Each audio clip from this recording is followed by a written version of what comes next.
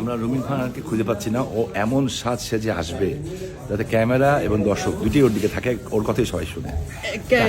তার কথা শোনার জন্য সাজে? অবশ্যই এমন ভাবে সেজে থাকবে যাতে সবাই ওর দিকেই তাকিয়ে থাকে। আর কিছু ভালো না? কথা সুন্দর করে বলে না? কথা তো ভালোই বলে আমাদের ছোট বোন যখন। আপনি কি তাকে পছন্দ করেন? বোন হিসাবে পছন্দ করি অবশ্যই। একটু আগে শামীম ভাই বলছে আপনি নাকি এত সাজেন যাতে সুন্দর লাগে, যাতে আপনার কথাই মানুষ শুনে। আপনি কি কিছু বলতে চান? হ্যাঁ, এখানে আমার একটা দলীয় বক্তব্য আছে। হ্যাঁ, না, দলীয় বক্তব্য কেন? এটা ব্যক্তিগত, এটা আমার অবজারভেশন। সম্বন্ধে ওনারা সুন্দর কিছু দেখলেই মনে করে এটা আর্টিফিশিয়াল। আমি জানি না কেন, এটা কিন্তু পুরান সমস্যা। হ্যাঁ, সুন্দর কিছু ওনারা ন্যাচারাল ভাবতেই পারে না। কিন্তু শামীম ভাই বলছে আপনি 1 ঘন্টা যাবত সাজতেছেন। আমি ঘুমাইছিলাম, আপনি জানেন। আমি আজকে চ্যানেলে একটু আগে আসছি, টায়ার্ড ছিলাম। আপনারা আমার একটা রেস্ট রুম দেখাচ্ছেন, আমি ওদিকে ঘুমাইছিলাম। আপনি সাক্ষী। শামীম ভাইয়ের কেমন লাগে? এটা রাজনৈতিক উত্তর না, ব্যক্তিগত উত্তর। শামীম ভাই তো আমার বড় ভাই, মানে আমাদের তো আসলে ফ্যামিলি কত বড়, বহুত পুরানো আসলেই বড় আমাদের পারিবারিক। বিয়ে করবেন? এই যে কবে করবেন? এই যে গ্রাম দেশের প্রশ্নটা আসবেই আসবে। এটা আমি Nazneen Munni is the last person যার কাছ থেকে আমি এই প্রশ্ন আশা করি। ফখরুল ভাই একটু কথা বলেন। রুমিন আপা কবে বিয়ে করবেন? আপনি এত সুন্দর মানুষ, কবে বিয়ে করবেন? আমরা বিয়ে করতে চাই। লাস্ট পারসন যার কাছ থেকে আমি এই প্রশ্ন আশা করি। ক্ষমতায় না আসা পর্যন্ত বিয়ে করব না।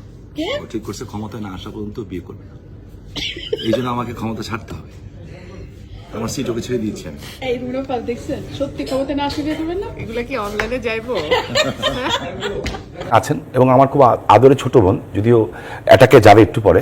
তারপরে আমি বলি সে আমার বোন এইভাবে বলি কারণ তার আব্বা একসময় আমরা তার করে চলেছি, সেই হিসাবে তো আমার ছোট বোনই বলি। বাট আমি খুব স্ট্রেট ফরওয়ার্ড কথা বলতে চাই। আন্তর্জাতিক রাজনীতিটাও বুঝি।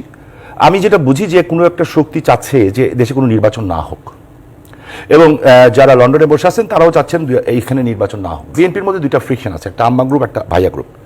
তো এখন প্রবলেমটা হচ্ছে ওনাদের দাবি যেটা না সঠিক দাবি। সঠিক কিভাবে? আসলেই জাতির পিতার কন্যা শেখ হাসিনার বিচার হওয়া উচিত। কিছু বলতে চান কিনা? বলতে তো চাই, তার আগে আরেকটা বিষয় বলতে চাই। আমি বললাম 3.5 মিনিট, ফখরুল ভাই বললেন 4 মিনিট, এই জন্য আমি আপনার কাছে আবার শামীম ওসমান ভাই বললেন 3.5 মিনিট 6 মিনিট। হ্যাঁ, আমি বসে বসে হিসাব করছিলাম। কমন ডায়লগ, কিন্তু সময়ের হেরফের হবে, দেখা যায় আওয়ামী লীগ বেশিই পায়। আমি এর জন্য কথা অনেক। আম্মা গ্রুপ, ভাইয়া গ্রুপ, আওয়ামী লীগের সবাই বিএনপি সম্পর্কে এত জ্ঞান রাখেন যে ওনারা আসলে নিজের দলটা কখন করেন এটা বুঝতে পারি না। আমরা কেউ জানি না যে এই বিষয়ে, সেই বিষয়ে আওয়ামী লীগ কিন্তু সবাই মোটামুটি ওয়াকিবহাল। তারা বিশেষজ্ঞ পরিচয়ে যিনি আসেন বা রাজনৈতিক নেতা পরিচয়ে যিনি আসেন, যেই আসুন না কেন, তারা বিএনপি সম্পর্কে তারা ব্যাপক জ্ঞান নিয়ে আসেন। একটা কথা পরিষ্কার বলতে চাই, বিএনপিতে যদি এত গ্রুপই থাকতো 17 বছরে কম ভাঙনের চেষ্টা হয় নাই। বিএনপির খান খান হয়ে যাওয়ার কথা। আম্মা গ্রুপ যেত একদিকে, ভাইয়া গ্রুপ যেত একদিকে, মহাসচিব গ্রুপ যেত একদিকে, স্ট্যান্ডিং কমিটি গ্রুপ যেত একদিকে, সেন্ট্রাল কমিটি গ্রুপ যেত একদিকে, হাজারটা গ্রুপ হয়ে যাওয়ার কথা ছিল, একটা গ্রুপও হয় নাই। এবং এত শয়তানি, এত নির্যাতন, এত রকম ভাবে চেষ্টা সত্ত্বেও বিএনপিকে ভাঙা যায় নাই। এক, বিদেশি লবিং তদবির, আমরা নাকি বিদেশি শক্তিকে বড় শক্তি মনে করি। আমার ভাই একটা কবিতাও বলছে সাথে। তো সেই ব্যাপারে একটু বলি। 22 তারিখ জুন মাসে একটা রিপোর্ট এসছে প্রথম আলোতে, সেখানে অনেক বিস্তৃতভাবে